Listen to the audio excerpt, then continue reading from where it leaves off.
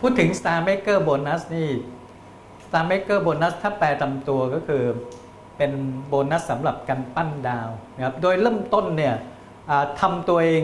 ให้เป็นดาวเพื่อเป็นแบบอย่าง เพราะธุรกิจแบบ2 สายงานเนี่ยจุดอ่อนก็คือถ้าคนไม่สร้างสายงานซ้ายขวาเนี่ยองค์กรนั้นก็จะไม่มีความมั่นคงนะครับแต่ Star Maker Bonus เนี่ยเป็นการจ่ายรางวัลสำหรับคนที่เป็นแม่แบบที่ถูกต้องคือเข้ามาปุ๊บ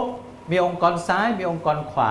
จากนั้นก็ไปสอนแบบถูกต้องให้คนที่เราชวนมาเนี่ยเขาทำแบบเราคือมีองค์กรซ้ายองค์กรขวา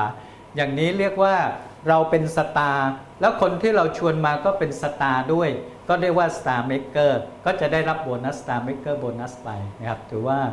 เป็นแผนที่ออกแบบมาเพื่อนำทางให้คนทำงานอย่างถูกต้องในแผนธุรกิจแบบ2 สายงานครับ